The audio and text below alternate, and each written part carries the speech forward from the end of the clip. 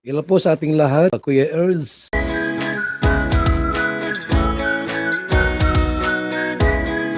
Hello mga kalingap! Muling pagbabalik sa ating munting channel, Kuya Ers. Maganda ang topic natin ngayon mga kalingap. Patungkol po ito kay Kalingap Ido at Viancy. Minahal ng buong mundo. May mga bigyating sponsors. Yan ay sama-sama nating tutukan mamaya mga kalingap. Pero bago ang lahat, atin munang batiin ang ating mga magigiting na OFW at ang ating lahat ng mga silent viewers at silent subscribers. At lalong-lalo na po ang ating ama ng Kalingap, Kuya Val Santos Matubang, Ate Edna Vlogs, Idol Kalingap Rab, Ma'am Jack Tapia Matubang, at sa lahat ng mga Kalingap Reactor Partners at Kalingap Charity Vloggers sa buong Pilipinas. Suportahan po natin yan mga Kalingap.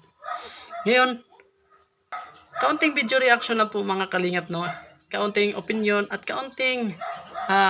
kaunting topic lang po mga Kalingap ang ating babanggitin ngayong araw, no? Patungkol kay Kalingap Ido at Viancy. Bakit po minahal sila ng buong mundo? At bakit may mga bigating sponsors na solid sponsors? So, para sa atin mga Kalingap, no?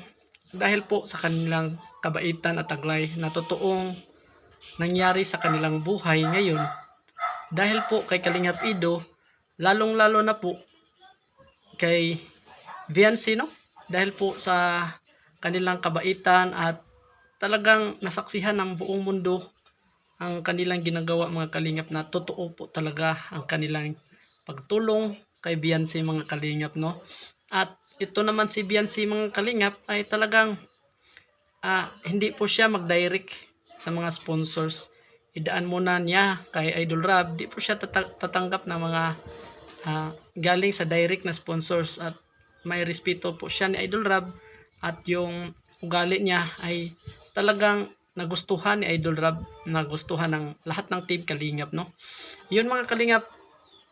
At hindi lang yan, may mga bigating sponsors pa na totoo po talaga, hindi po sila naghingi ng kapalit mga Kalingap, no? Totoo po talaga na sponsors, no?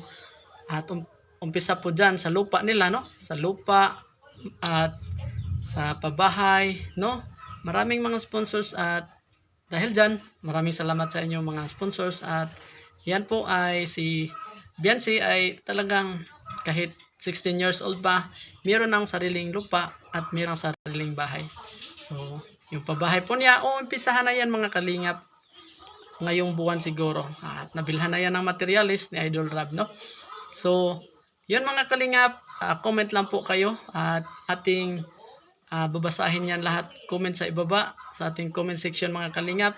Sana po ay nagustuhan nyo po ang ating kaunting reaction video mga kalingap, no? At hanggang dito lang po muna ang ating Kalingap Kuya Ers latest update ngayong araw mga kalingap. Sana po wag nating kalimutang suportahan si Idol Rab sa kanyang mga vlog, dahil dito kinukuha ang mga gastusin tulad ng pabahay, allowance sa mga beneficiaries, groceries, pagkain at iba pa.